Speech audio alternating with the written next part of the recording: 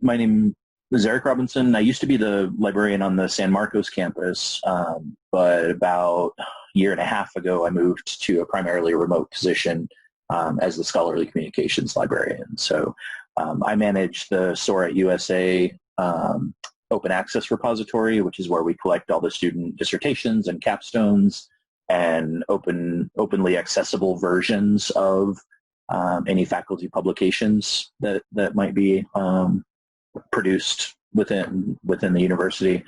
Essentially, any scholarly output that we can make available through an openly accessible platform is housed in SOAR. That's my major responsibility. But I also do faculty and student instruction, particularly on scholarly communications issues.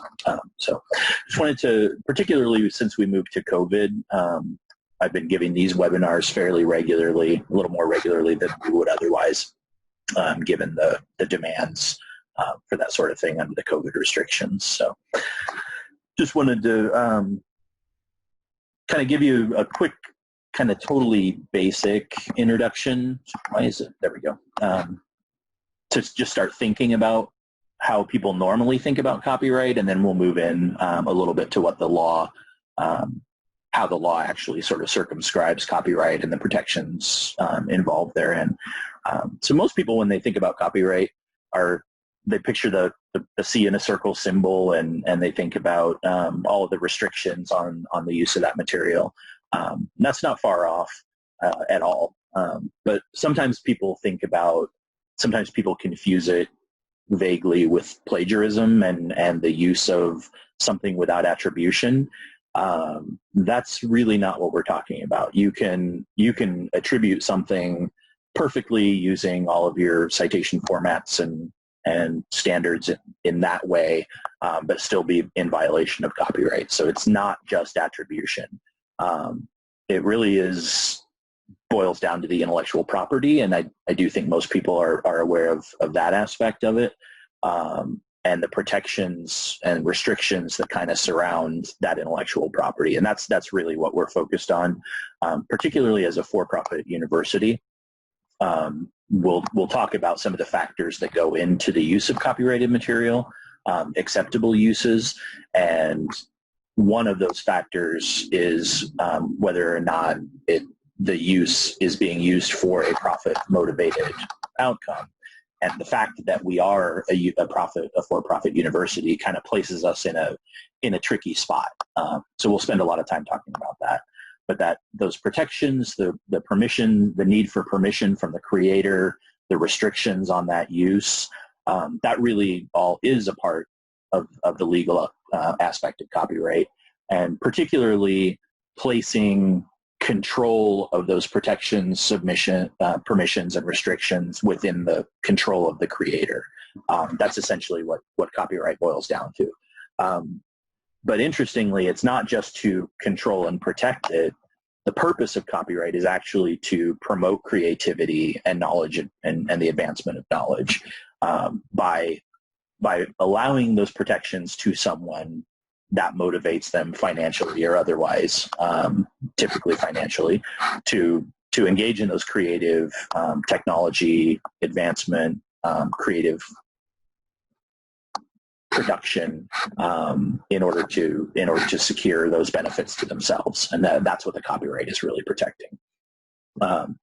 It's actually written into the Constitution, which I always found interesting that they actually went that far with the Constitution, but it's one of the rights of Congress in Section 8 of the Constitution that secures to Congress the right to create laws to promote the progress of science and useful arts.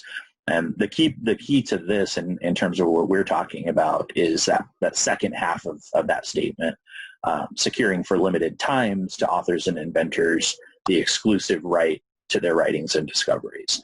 So like I was just saying, by securing those exclusive rights to the creators, they're conferring benefits on them, typically in terms of profit or financial benefit from their creation, and promoting progress by using that profit motive.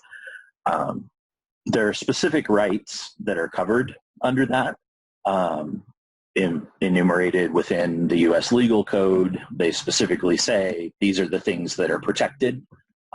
Reproduction of material, I think I've got that on number one because that is typically what we're dealing with, right?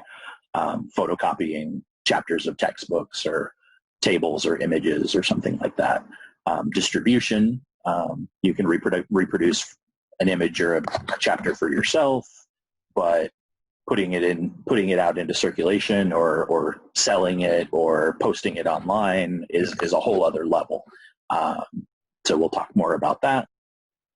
With other creations, say dramatic works or films or things like that, performance and display become an issue.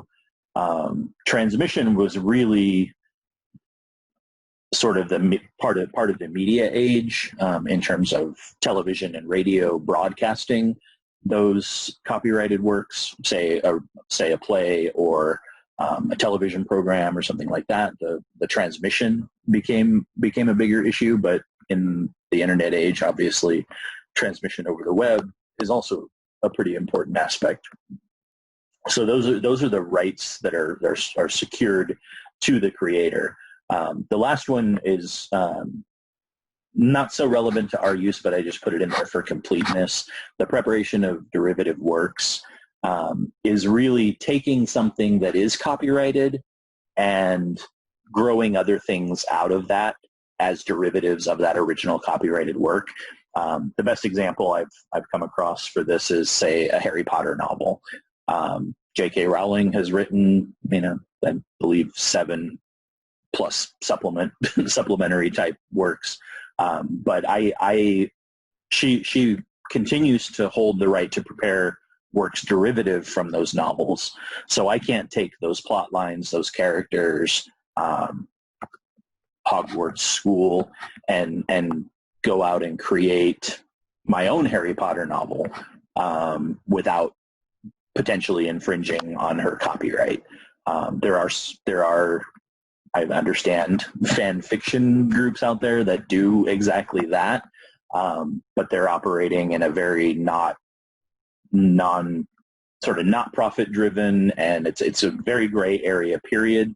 But the fact that they're doing that for entertainment rather than profit is a major aspect of that. But that's what derivative works is. I think that's a little less pertinent to ours, but I just wanted to be complete about it. So what does it take to be protected? I think this is an area where there is a lot of misunderstanding, and I want to kind of tighten that up for anybody attending to walk away understanding that a little more completely. All it takes to be protected under copyright is to be an original work of authorship and to be fixed in a tangible form. Original works of authorship just means it requires some amount of work, some amount of creativity that's gone into the creation of that thing. That can certainly apply to nonfiction things. And certainly you're putting creativity and work into the expression and the organization that goes into the writing of a chapter, even if it's not a creative work in that sense.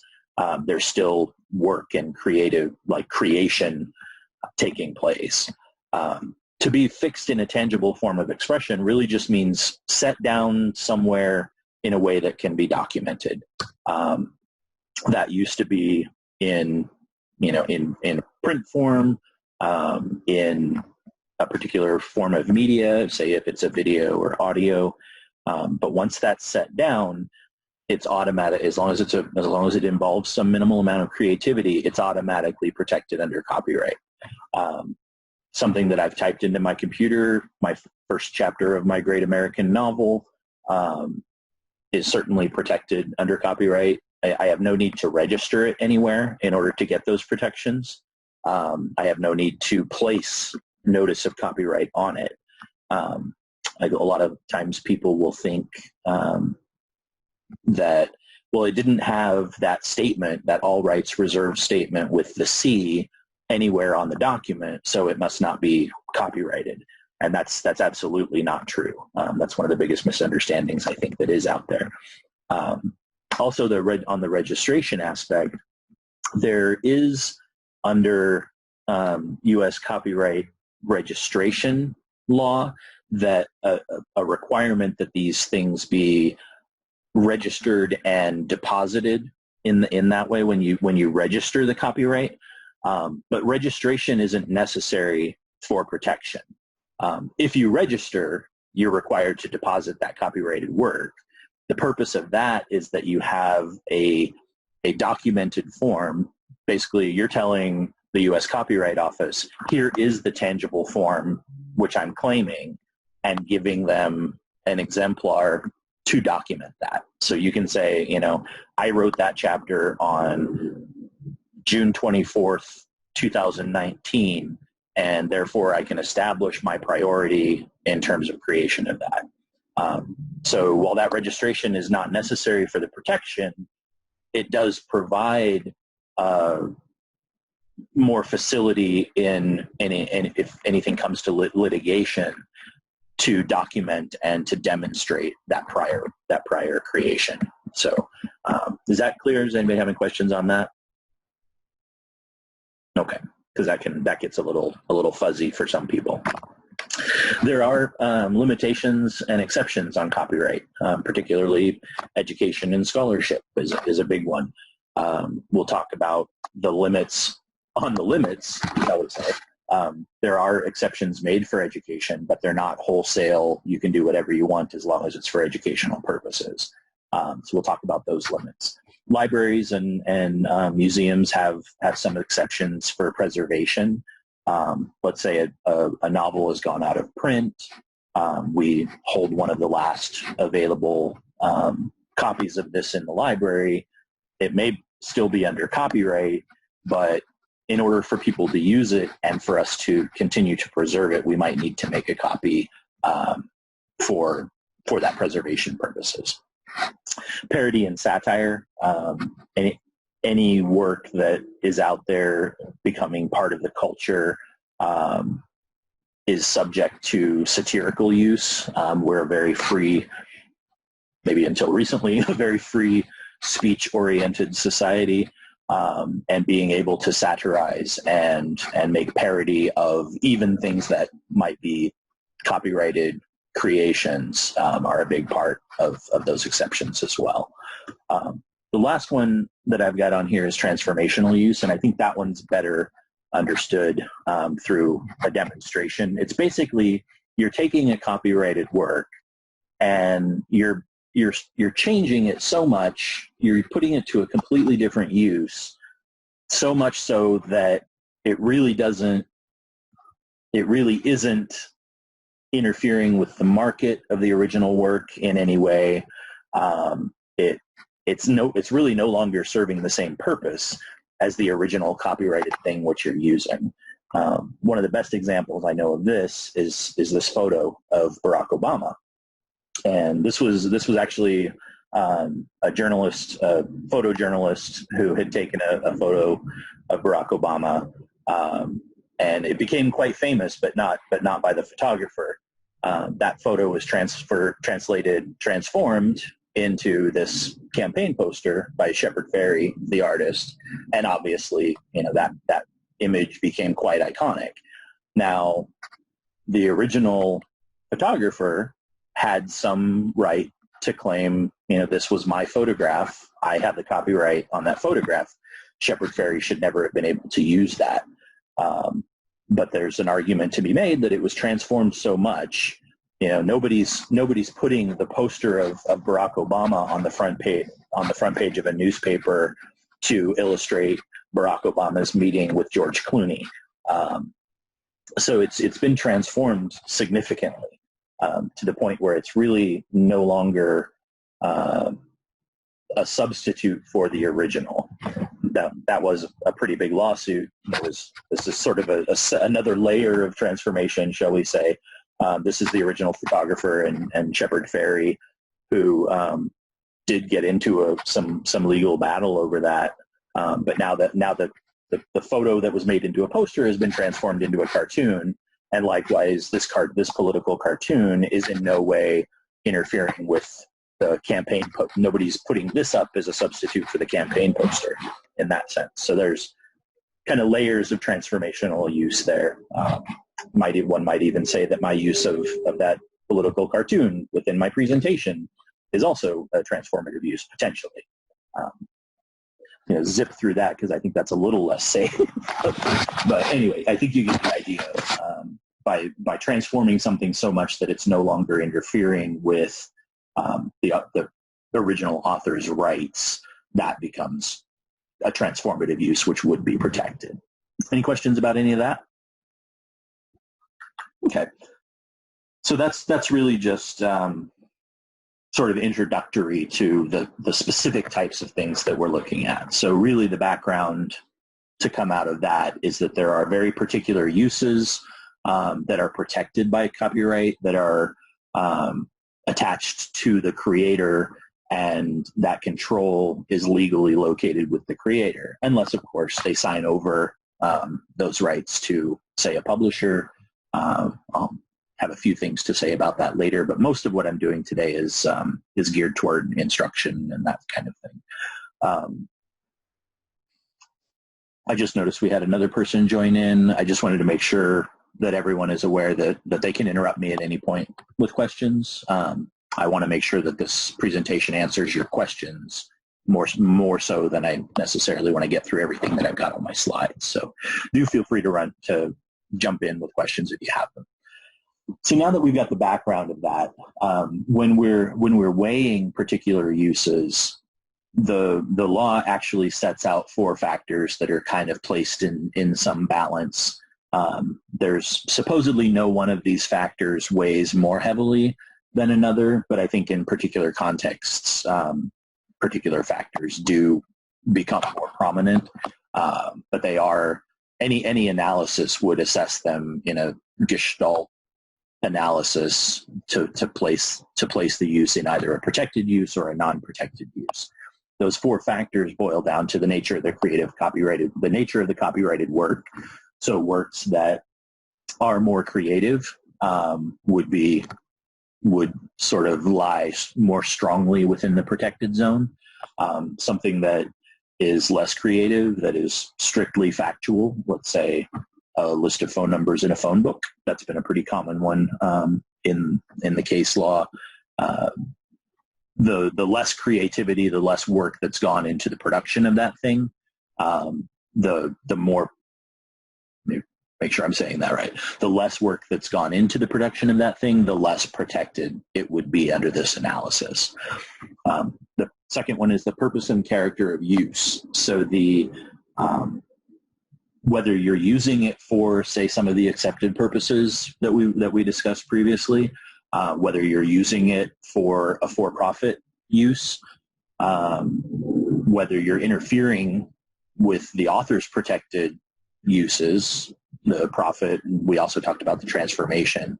The transformation gets at the character of use in terms of it being so different, right? That it's really not interfering with the original use in that way. Educational uses are a huge gray zone here. There are exceptions made for education. So the fact that it might be being used for education certainly weighs in the balance for fair use protections. That's what we call it when it's a use of a copyrighted work that is allowed under the law. We call that fair use. So weighing that, but it does get weighed in that balance. So again, like I said before, and I'll probably say 10 times before the end of this presentation, just because it's being used for education doesn't automatically tip the scales in that direction. It's still analyzed within these other 4 factors. Amount and substantiality of use, I think, is pretty self-explanatory. And again, these things are not black and white. There is no page number of a textbook that's definitely acceptable. There's no percentage that you can photocopy that would be fine. Strictly, there are certainly the greater the substantiality, the less protection would adhere there, and the less of an item that you're using. Let's stick with the textbook example. A page is probably not going to trigger a huge copyright lawsuit. 7 chapters of an 8-chapter textbook might. So you can see, and of course there's gray area everywhere in between there. And the final one, again, like I said, no one of these is intended to weigh more heavily than the others, but if there is one, I would say that its effect on the use of the market, on the market for the original work, is probably certainly the one that gets the most attention if it doesn't weigh most heavily in that balance. So the more you're interfering with the original creators, with the right holders' ability to profit from that thing, from that use, the less protected your use of that material would be. So again, a couple of pages to illustrate something from a textbook, probably not a problem, although context with the other three factors certainly weigh in. But if you were to photocopy an entire textbook and substitute that for the students purchasing a textbook, that's going to be kind of obviously problematic. I think where things get trickier is the 550-page gray zone in between one page and an entire textbook, right? So when we're thinking about those things, we're bringing also all the other factors into the analysis. I'll talk about a tool later for kind of weighing those factors out, but that this is really behind everything else that we'll be talking about. So any questions about that before we jump into just a couple examples? Okay. So just one example, and I think one that we've all encountered to some extent is using some sample of a textbook. So maybe a professor photocopies the most important chapters of a textbook and places them on reserve in the library. And by reserve in the library, I'm talking about the physical photocopying of chapters, and they're behind the library desks, and the student can come check those out, copy them, do whatever they want with them. The reason I want to frame this way is we're looking at, let's say it just says the most important chapters, but how many of those chapters would be acceptable? Is 2 the limit? Is 3? What about 5, depending on the size of the textbook? So there is no cut and dried spot. So to the extent that the number of chapters used interferes with, say, the publisher's ability to profit from that textbook, it becomes more problematic. Again, no black and white lines there, but the fact that it's being used for education, again, weighs in that balance on that side. So a few chapters being used for education that don't really interfere with the profit side, is that you can see how that would be leaning toward more acceptable use. One of the things with reserves, or whether it's electronic reserve or physical reserve in the library, is that you're really limiting the extent of the use, right? If it's a physical copy behind the desk that is only a student with a library or with a student ID can check out, then you're sort of quashing that widespread interference with the publisher's profit, and also constraining the use to some extent. So what if the professor were to make PDFs of those chapters and place them publicly on the web? Well, now we're getting at a much wider distribution. We talked about the protection of distribution being one of the protected rights of the creator. So the more widely it's being distributed, the more problematic that would be. Another option would be making a PDF and placing it within Blackboard in a protected course shell, and that's really a large motivating reason for the existence of these LMSs, the learning management systems, things like Blackboard, is that you can have an access protected area to share works like that for digital sharing, but still lock it down within a protected, somewhat more protected zone than, say, if we were just to put something wholesale on the web for anyone with the link to access. So you can see how we're looking at the amount and substantiality of use with the first question, and the interference, the wider distribution and interference with the publisher's ability to profit with those last two questions, right? So any time that we're approaching one of these questions, we're going to be having those four factors in the back of our mind. And again, I'll point out some tools for looking a little more closely at that later. Now, for educational purposes specifically, since the internet became a thing, which always strikes me as weird to say, but since the internet and particularly online education became more commonplace, they really wanted, the Congress and American society in general really wanted to update those copyright laws, because under the previous laws, internet transmission was transmission. So use of all of these. Do I have a question? I just saw. If you have a question, can you just unmute yourself and let me know? I have a hard time on my system monitoring chat as well, so I'll certainly visit those in a moment, but to look back and forth, I don't take them in chat very easily. So under when the internet became a thing, protection of the transmission of those works became more problematic, because it was becoming more commonplace to utilize, particularly for educational purposes, online formats, and the transmission, the performance, the display, those types of use in digital education, in a sense, were being overly restricted under the law. So the Teach Act really took those typical protections and made some account for online instruction. Again, doesn't mean wholesale sharing on the web is a thing. There are very specific circumstances under which you can utilize copyrighted works, and those circumstances really aren't so different from what we're talking about with the four factors in any case. They're just tailoring them a little more specifically to the transmission of works in an online educational format. So those specific circumstances really boil down to it being an integral part of the class experience. So, if I'm in a film theory class, it might be an integral part of the class that we watch Citizen Kane. So potentially I could put Citizen Kane up for my students to view. What I couldn't do is put up the entire Universal Studios library and say, hey, it's a film theory class. Go watch some movies from Universal Studios. So it has to really be tied to the class experience. It also has to be analogous to something that you could do in a live classroom setting.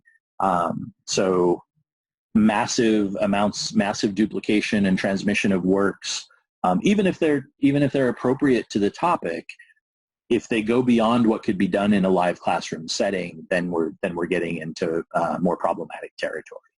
And so in addition to constraining it to what might be done in a live setting, controlling that access then becomes a bigger deal, like we talked about with Blackboard on the chapter. So the idea that these things would be made available in a digital format, but locked down to some extent so that it limits that access, it limits the duration that these things are available to any one person. You're not substituting, making something available in a Blackboard course shell is not substituting for the student, say, buying that work or purchasing that film or whatever that might be, because their access is only limited to the time that they're in the course, and it's not widespread distribution because it's only available to students with a login valid for that particular course. So the idea that there would be reasonable measures made to prevent that distribution is also a big part. So I'm going to jump in and see what my chat question was. When do we need to put image for using a picture in our lecture in Blackboard? So I talked about this early in the lecture, at least touched on that aspect. The idea of crediting an image is not does not alleviate any violation of copyright law.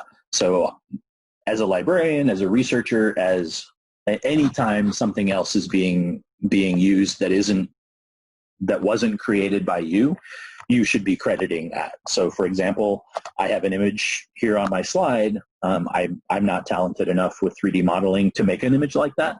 But I did pull this image from the web, and I know that it's licensed for my use. I'll talk more about those licenses later. But my take would be that you should always be crediting those things just out of academic integrity. But it would be the same thing as a student writing into their paper something that they took from somewhere else and they didn't cite it. That's my view on that. Now, in terms of copyright, just because you credit the image doesn't mean that you're licensed to use it. So let's say, for example, that this image in front of us was protected under copyright, which it technically is. You'll see this little CC by SA, the little icon down here. That is a copyright protection. But what that tells me, and I'll go into a little more detail about the CC, that's Creative Commons. What that tells me is that the author has licensed that work to be used as long as I credit the use of the image, which it's actually under unknown author. So I'm crediting the use of the image, and any use that I make of it, I also release under a Creative Commons license. So that is a copyright protected use. However, under the license, I am allowed to use that the way that I'm using it. So there's a distinction between legal use or licensed use of a copyrighted work, or permitted use if you get the permission of the author, and crediting. I just want to make that distinction very clear. Okay. If you still have questions on that, I'm happy to go further. So another scenario, journal articles. Maybe you want to photocopy a journal article to illustrate validation of a motor assessment. You could scan that article. You could put it in the course shell. I think we're talking about that being as a fairly standard practice, but there's still some limitations. So the idea that you're even though you're limiting it to the course shell, so you're limiting the distribution, you're limiting access, you're shaving off the level of interference in the market for the original work, you're still photocopying the entire work and placing it within the course shell. So you are reproducing, you are transmitting, you are distributing, even if in a limited way. So one of the things that we can think about is how else might we connect students with this information. So maybe this is an open access document. Maybe it's on the web, and all we need to do is provide a link. If we provide a link to the student, and the student links in and they get it from the publisher, we're not being the ones distributing the work. We're not reproducing it. We're not copying it. We're providing a pathway for them to get it from the rightful distributor, right? So linking to the information is always a good solution if it's available. So if it's on the web, if it's openly accessible, or even if it's in the library. The other thing would be to essentially the library access to all of these things is licensed use. So if maybe you don't want to link, maybe it's not available publicly on the web, but it is available through the library subscription resources, you could provide a link within the library subscription resources and create what we call a persistent link so that students could access that. So again, you're not doing the copying, you're not doing the distributing, you're just pointing them to where to get it. Okay, so that's a solution that I hope you'll take heavily in mind when it comes to texts and things that you might be inclined to distribute within your courses. Just to revisit and kind of recap some of the things that we've talked about before. It doesn't have to be registered. It doesn't have to have the C symbol or any all rights reserved language in the front matter. None of that really matters for copyright protection. It's a kind of nice alert to draw people's attention to it.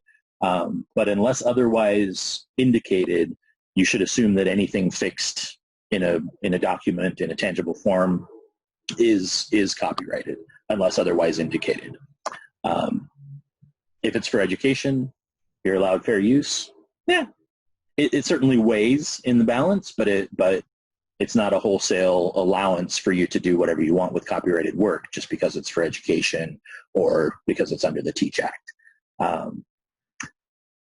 Amounts of work, particularly in the 70s, 60s and 70s became kind of a big deal when photocopying and mimeographs, some of you might be old enough to remember the purple copies from mimeographs back in the day, when those became a much more prominent use within education, there were certain educational guidelines that were written, and many of them, I think 76, there was a big one that was put out.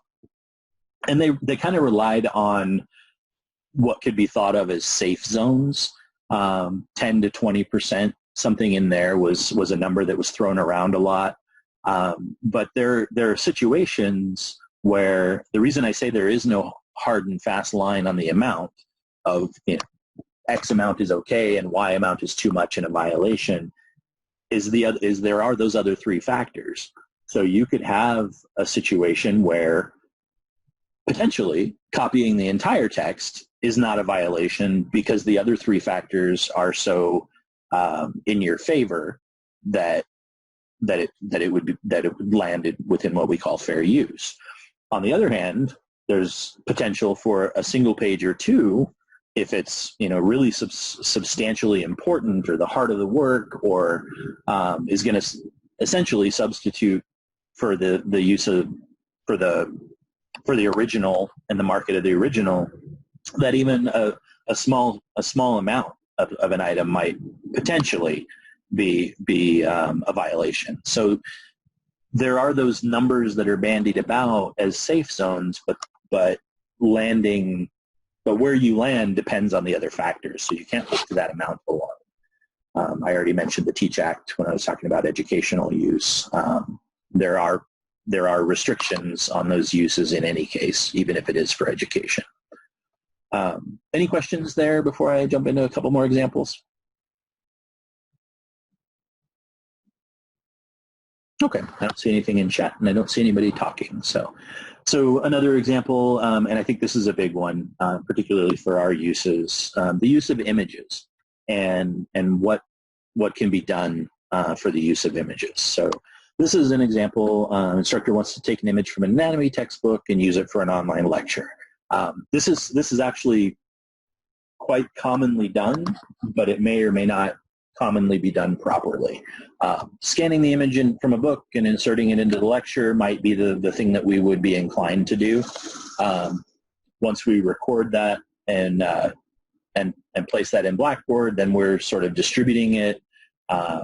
So there's the obvious problems there, right? So what can be done? So again, we talked about linking out to information, but I think in terms of utilizing something within a lecture format, that's really less of an option. The other question that I would have is how you're accessing those materials. So rather than just photocopying from a copyrighted work and incorporating that into your lecture, which, as we've talked about, is with us as a for-profit institution, is a profit-driven use of a copyrighted work, that becomes pretty problematic. So there are a couple things that you can do. One is there are many publishers release, they call them instructor resources that may allow you to use images, and there might be a package of images on the publisher website. Typically, you need to contact the publisher to get access to that. But they may be, the licenses within those instructor resources might allow you to use images in the way that we're talking about here. The other thing is going to the internet and searching for images that are usable.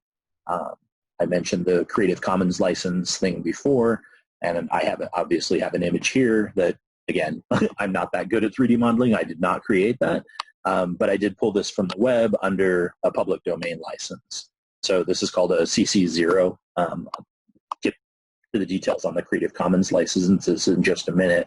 But I've pulled this from the public domain, which means it's basically free to use. I'm going to go into some details about the public domain specifically, because that's another area that's also often ripe for confusion. So public domain means that whoever the creator is has placed the work out there and said that they're no longer, they've rescinded their rights. They're no longer exerting their rights, their protections under the law. Typically that'll include some statement. The creator has released this image to the public domain or something like that. Or this image is licensed under a CC0 license, which is the Creative Commons way of expressing public domain.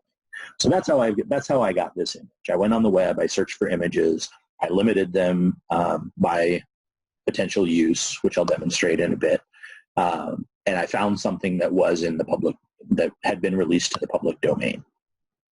Now, so once the author does that, they're no longer exerting their protections, there are no longer restrictions on the use of that material.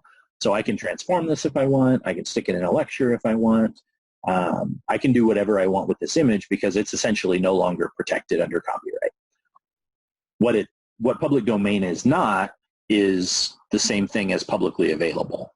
So I think particularly in modern culture, there's because of the availability and the potential for accessing things and remixing them and reusing them and pulling things from the internet and incorporating them into our work, there's a strong ability to be able to find any image and pull it down and use it, but that doesn't mean that you're using it in a protected way. And public domain doesn't mean that it's publicly available. Public domain means that the author has released their rights. So just because it's on the internet doesn't mean that the creator has rescinded their rights. They maybe put it on their web page fully expecting that it would still be adhered to under copyright. So just want to make that distinction. So to talk a little bit more about Creative Commons, and then I'll get into some demonstrations. Creative Commons is kind of a reaction to that public use, the ability to be able to grab those images, but the difficulty of being able to make sure that you're using those in licensed and legal ways. So what Creative Commons is a more open licensing that allows for advance permission on the typical rights that would be protected under copyright. So typically you'll see some symbol like this or a statement like those that I had under the images that I've been using. So just because they're freely available doesn't mean that they're legally free for you to use. There still may be licensing and copyright protections in place, but if you can find something that has a Creative Commons license attached to it, then you can have a kind of, you can know what the author is telling people that is allowed to be done with that. So an author, I might put up my lecture slides and attach a CC BY license to it. And a CC BY just means all I want you to do is attribute it to me. As long as you can use my material however you like, as long as you have an attribution to me within your use, then that's the license that I'm sort of pre-writing for you. And that would affect, reproduction, display, performance, all of the rights that we discussed previously. It's just a way for the creator to give that advance permission. Because these things are freely available on the web, the author wants you to know what you're allowed to do with it and what you're not. So there's a number of little sub-elements to Creative Commons licenses, but these can be very useful if you're looking for works, open textbooks, openly accessible images, things like that you might want to incorporate into your coursework.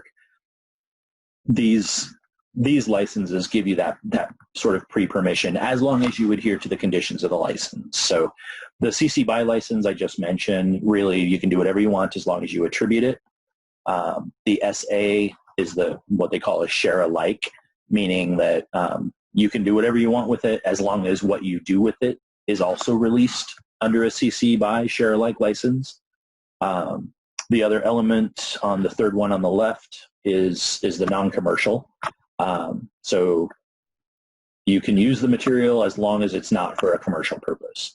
And again, here our status as a for-profit institution becomes problematic in that way. So we want to stay away from non-commercial uses if we're using it, because most of our status is commercial use. And then the final one, we talked about derivative works. You might be able to restrict no derivatives. It has to be this item in its original form. You're not allowed to change it. You're not allowed to make new work from it. It has to, you can share it. You can share it. You can distribute it. You can post it. You just can't change it. Those are the basics of CC licenses. And again, the point of those is to attach the license to the object on the internet, and let anyone who comes across that image know how they can use it. Okay. Any questions on that? And then I'm going to get into a couple of demos. Okay. So I'm going to just jump into the web real quick.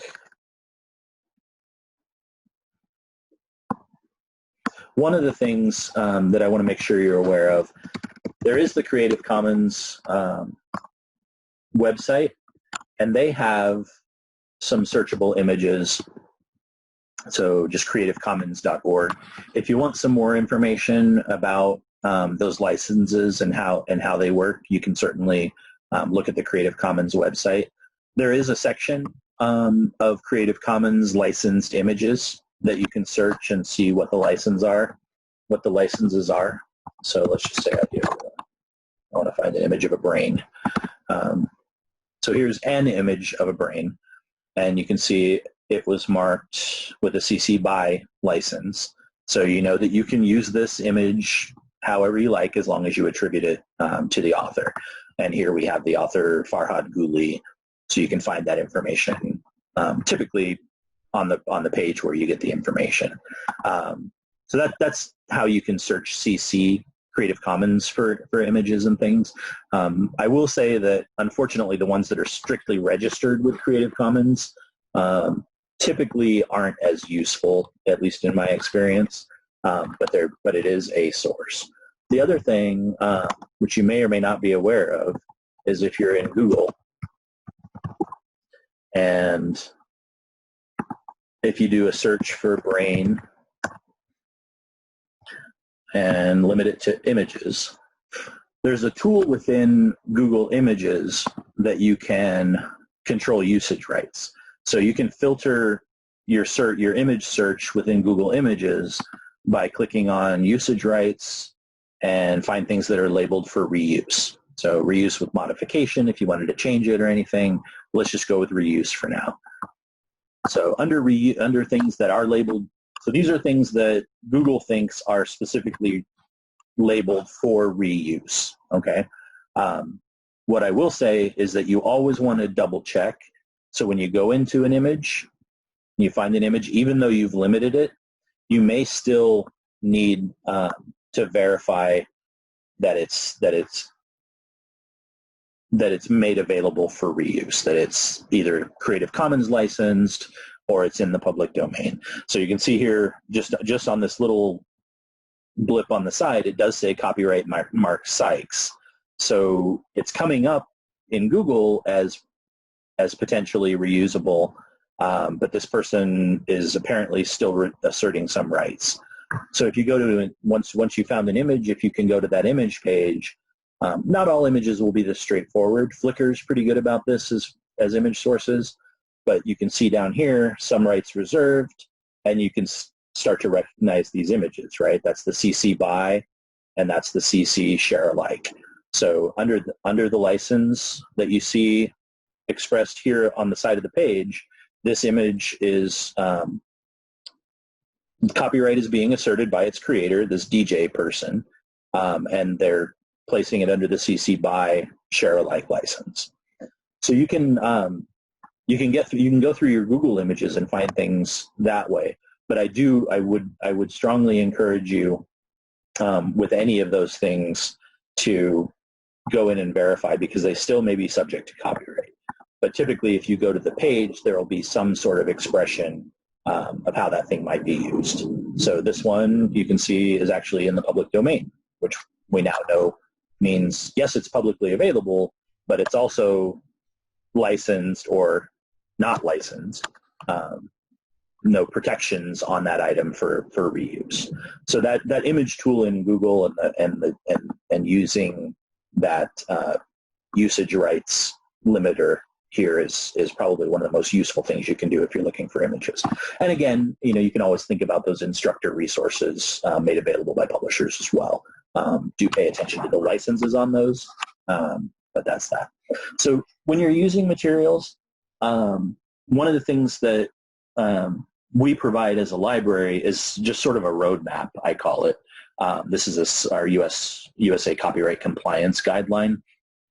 So it's sort of just a quick flow chart that asks you, what the status of your use is and whether or not there might be another way that you could make it available. So I have that pulled up here. So the first thing is it covered under our annual copyright license? If it's covered under the library's annual copyright license, then you're allowed to post it in your course shell and do what you like with it. Just so you know what that is, the library pays each year a substantial subscription cost for this annual license.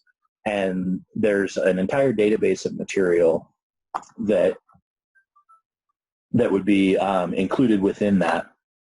And you can go in and search that, or you can talk to your librarian and search that licensing database. This is through the Copyright Clearance Center, and see whether it's covered and what uses are in there. So I typically look at something called Physical Rehabilitation, which is one of the PT textbooks. Once I've logged in and I search that, I can see here's the textbook published by F.A. Davis. There's the ISBN, and then you can see how I'm allowed to use that, or if I'm not. So do pay attention to the ISBN and edition numbers, because those can vary in terms of what you're allowed to use. If you have any questions about that, you can just talk to your librarian. We can look that up and let you know whether it's licensed or not. If it is, then everything's peachy.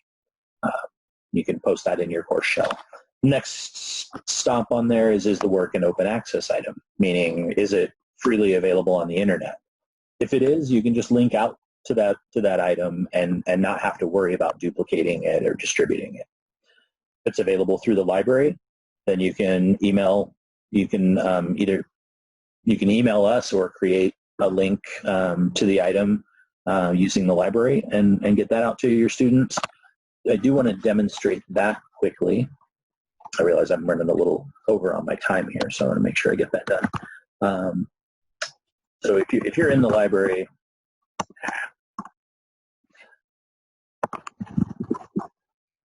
let's say you're searching the EBSCO databases using Search USA, and you find an article that you want to use.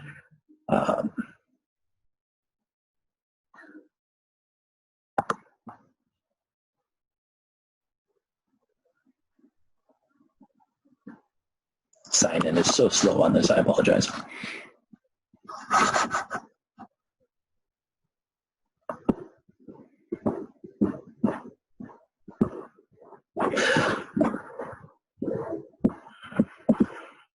So if we find an item within Search USA that we want to use, creation of those links is quite easy. We don't want to use the URL in our browser, because that is created for your particular session, your user login, your access there. If you want to share that link, this link up here in the URL of your browser won't necessarily be stable. So if you want to create a persistent link that will be stable, you can use this permalink tool down here on the right. And if you click on that, you'll see this window appear, and this link you can share, and that would be stable. And then that would allow students to link directly into the library to access that work. And again, that way you wouldn't be sharing, you wouldn't be reproducing, you would just be providing them with a pathway. The last thing I want to talk about is a tool for fair use evaluation. So on the library's website, we do have a guide for copyright for both students and faculty. And on that guide, there's a link to this Thinking Through Fair Use tool. And that's essentially an online worksheet for assessing your use of an item. So you can go through and describe how you're using that work, and look at each of the 4 factors and lay out kind of where you fall on that particular factor. There's checkboxes for particular things that you might want to look at. So let's say we're using educational use. We are profiting from the use. So maybe that one comes out fairly neutral. Then we're looking, it is a published source. It's not creative. It's not unpublished. It's fairly factual. So we might think that one weighs in favor. And then we're only doing a small excerpt, only as much as necessary. So we might think that one favors. And you can see how you go through this, and then you get, kind of a balance of the 4 factors. And you can, it's not a hard and fast thing, but it does give you some perspective on how you might be using the work and whether or not it would fall within that use. I do want to say that simply by going through that process and putting in due diligence to think carefully about that makes a strong case should anything come to a point where we're being sued for copyright violation. If you can document that you've gone through something like that and done due diligence and came up with the idea that this was fair use, then we could be much better protected in terms of any damages that might be awarded for that copyright violation if it came to that and a court decided against us. So just going through that process, 1, is useful for you to get some perspective on it, but 2, it's also a protective measure. So we already talked about that. I want to make sure, I know it's right at 2 o'clock. I wanted to give you guys a chance to ask any questions that you might have. That last bit got a little zippy. I do hear somebody jumping in. Yep, that was me. Sorry, it's Jackie. Yeah, no, please jump in. Quick question. So can you review how to cite credit under images? Because I wrote down the image has been released to the public domain under blank license. Oh, just an example? Author. Yeah, just like if you, like the one you pulled from Google Images, yeah, and you found that it was copyrighted, but it did have those couple of Creative Commons icons. Yeah, give me 1 second. I think I have a slide in here. You did. I just didn't write it down. Well, just for example, you can see this, right? So typically the things that you want to include, if it has a CC license, state that license. If you can link to the original. Some things lend themselves more to links and some things don't. If you can mention the author's name. So this one I say has been released to the public domain under a CC0 license, but there might be this one is licensed. Yeah, mm-hmm. This one is licensed by so-and-so under that particular license. So if you're linking out, or if you're doing the credit that way, getting the author's name in there, getting a link to the original if possible, and citing either public domain or the CC license that it falls under. And when you say link, just like the URL? Yeah, okay. Yeah. So that anyone that sees the image in your use of it mm-hmm. can link directly to the original. So you're kind of connecting them with the original work, and sort of promoting the creator and the original at least as much as you're kind of doing your own thing, if that makes sense. Yeah, it does. I usually will put like image retrieved from and then put the URL, but it looks like I need to go a step further and include. Yeah, I mean, the crediting is one thing. The bigger thing, how you credit, I think, is a little more fungible than whether or not you're using a licensed work or a protected work. But yeah, those three or four things would be what you would best practice would be to include in the citation, source citation. Okay, perfect. Thank you. Sure. Any other questions? Okay. I do realize we're going over. I'll make myself available if anybody wants to stick around and talk, or go through anything else that you might have specific questions about. I do want to make my contact available there. Deborah Zimick, who is the university's general counsel, is quite busy, but if it does come to something where we specifically need to license an item from the publisher for our use, then that's a route that we can go. If you have any questions, just contact one of the librarians or contact me, and we can at least help you find the best way to use what you're using. I know sometimes getting those things identified can be a bit of a challenge. So if you contact one of us, or we can probably find a way around what you want to do with it. But if we really need to, then we can work with Deborah to get some license. I do see one other question. Oh, good. I'm glad. On that note, I'll be sending out a brief survey from the library. I'd like to include it here, but I realize I accidentally closed that window. But I'll email out to you just a brief survey saying, how useful this information was and what you might want to see in the future. We look to those surveys very, very strongly in determining what types of webinars we give.